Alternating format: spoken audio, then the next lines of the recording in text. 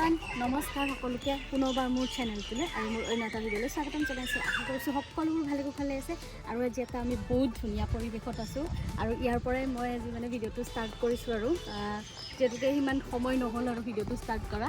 তো দেখিব পাৰিছে আপোনালোকে ইমান ধুনীয়া পৰিৱেশ, এইবিলাক গোটেই ৰাজহাঁহ ইমানখিনি আৰু পুখুৰীয়া মাছ বহুত মাছ আছে আৰু। তো আজি আমি আহিছোঁ বাইহাটা চাৰিআলিত থকা পিংগলেশ্বৰ দেৱালয়ত। আগতে শুনা নাছিলোঁ নামটো, তো আজি আহি গ'লোঁ আৰু আমি গোটেই মামাহঁতৰ ফেমিলি, আমাৰ মাহঁতৰ ফেমিলি আৰু আমি। তো ভাল লাগিছে পৰিৱেশটো আৰু আপোনালোকক দেখাই যাম আৰু আজি দিনটো কেনেকৈ কটাওঁ আমি আৰু কি কৰোঁ। তো আপোনালোকে চাই থাকিব ভিডিঅ'টো শেষলৈকে।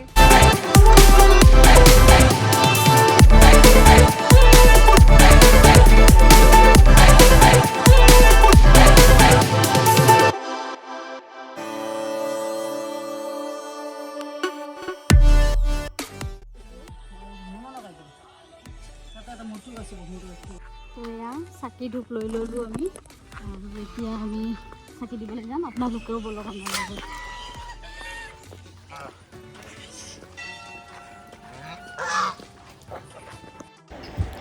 এই মন্দিৰটো গুৱাহাটীৰ বাইহাটা চাৰিআলিত অৱস্থিত।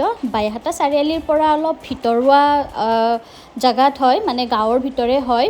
তো মই গাঁওখনৰ নাম একজেক্টলি নাজানো, কিন্তু গৈ বহুতেই বেছি ভাল লাগিল মন্দিৰটোত। আৰু এই মন্দিৰটোত শিৱ বাবা আৰু মা পাৰ্বতীক পূজা কৰা হয়, লগতে হনুমান মন্দিৰো আছে আৰু গণেশ বাবাকো পূজা কৰা হয় ইয়াত। সেইকাৰণে মন্দিৰটোৰ নাম পিংগলেশ্বৰ অৰ্ধনাৰীশ্বৰ দেৱালয় বুলি দিয়াই আছে। আৰু এই মন্দিৰটো মই জনামতে আৰু 1376 চনতে স্থাপন কৰা হৈছিল। বহুত ধুনীয়া হয় মন্দিৰটো, বহুত ধুনীয়া পৰিৱেশত আছে, একদম গাঁৱৰ ভিতৰে। আৰু আপোনালোকে যদি প্ৰথমৰ পৰা ভিডিঅ'টো চাইছে গমেই পাইছে ৰাস্তাবিলাক কিমান বেছি ধুনীয়া হয়। আৰু মন্দিৰটো সোমাই পেলাই একদম এটা বহুত ডাঙৰ পুখুৰী দেখা পোৱা যায়। তাত অগণন মাছ আছে, আপোনালোকে অলৰেডি দেখিছেই অগণন মাছ। আমি গৈ পেলাই ফাৰ্ষ্ট মাছবোৰক মুৰি দিলোঁ খাবৰ কাৰণে। কিমানখিনি মাছ আছে আপোনালোকে দেখিব পাৰিছে। আৰু মন্দিৰটো ইমান ধুনীয়া এটা পৰিৱেশত আছে, কি ক'ম, গ'লেহে আচলতে অনুভৱটো কৰা যায় আৰু একদম শান্তিপূৰ্ণ পৰিৱেশ। আৰু দেখিব পাৰিছে চাৰিওফালে সেউজীয়া সেউজীয়া, কেৱল সেউজীয়া। ইমানেই বেছি ভাল লাগিল গৈ পেলাই, একদম ভাল, মনটো ভাল লাগি গ'ল।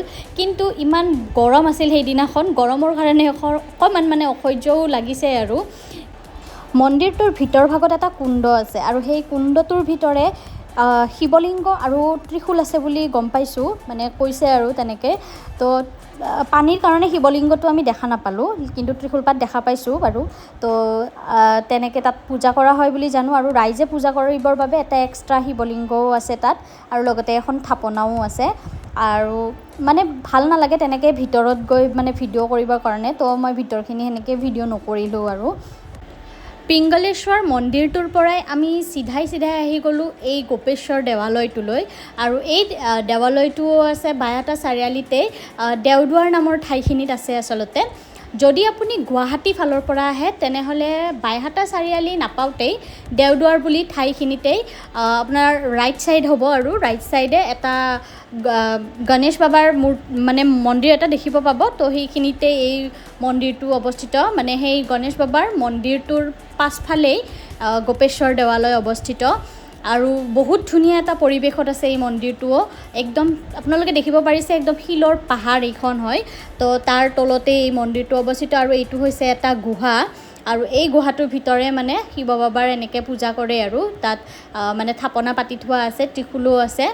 আৰু লগতে মা গৌৰীমাৰ এটা মন্দিৰ আছে, হনুমানজীৰো মন্দিৰ এটা আছে ইয়াত। কিন্তু এই মন্দিৰটোৰ চাওকচোন, এইটো হৈছে গৌৰীমাৰ মন্দিৰ। তো ইয়াত কেনেকুৱা ধৰণৰ অৱস্থা কৰি থৈ দিছে মানুহবোৰে, ৱালকেইখন একদম লেতেৰা কৰি থৈ দিছে। তো এনেকুৱা কৰিব আচলতে নালাগে, মন্দিৰ হয় তো অকণমান ভালকৈ ৰাখিলে ভাল লাগে। ভাল এটা সময় কটালোঁ, যদিও গৰম আছিল, গৰমক আমি পাত্তা দিয়া নাই। আৰু ফেমিলিৰ লগত বহুত ধুনীয়া এটা সময় কটালোঁ আৰু দুটাকে মন্দিৰ দৰ্শন কৰিলোঁ। আপোনালোকে যদি যাব খোজে তেনেহ'লে গুগল মেপত আপোনালোকে মন্দিৰ দুটাৰ নাম যদি চাৰ্চ কৰি দিয়ে আৰামছে আপোনালোকে যাব পাৰিব। আমিও গুগল মেপত তেনেকৈ চাই পেলাইহে গৈছোঁ। আৰু তো বহুত বেছি ভাল লাগিল। আৰু তাৰপিছততো আমাৰ ভোক লাগি গ'ল, দুটাকে মন্দিৰ দৰ্শন কৰিলোঁ, খায়ো যোৱা নাছিলোঁ তেনেকৈ একো। গতিকে আমি বৰলুইটত সোমাই গ'লোঁ আৰু আমি ভেজ থালি খালোঁ। চবে মানে বেলেগ খালে আৰু কিন্তু আমি মানে ভেজ থালিকে খালোঁ তো বহুত ভাল লাগিল গৈ পেলাই এটা বহুত ভাল সময় কটালোঁ আৰু এই ৰেষ্টুৰেণ্টখন বহুত বেছি ধুনীয়া আছিল একদম হাইজিন হয় চ' আমাৰ আৰু খাদ্য পাতিবিলাকো ভালেই আছিল গতিকে আমাৰ খাই বহুত ভাল লাগিল আৰু টেষ্টি আছিল আৰু মানে একদম গতিকে আজিৰ ভিডিঅ'টো এইখিনিতে শেষ কৰিছোঁ আৰু আশা কৰিছোঁ আপোনালোকে ভাল পাব চাই আৰু ভাল পালে কি কৰিব লাগে আপোনালোকে নিশ্চয় জানেই তো মই আৰু বেছি নকওঁ তো ফটো উঠিলোঁ বহুতখিনি আপোনালোকে যদি ফটো চাব খুজিছে মোক ফেচবুক আৰু ইনষ্টাগ্ৰামত ফ'ল' কৰিবলৈ নাপাহৰিব গতিকে আজিলৈ আহিছোঁ বাই লগ পাম আকৌ এটা নতুন ভিডিঅ'ৰ সৈতে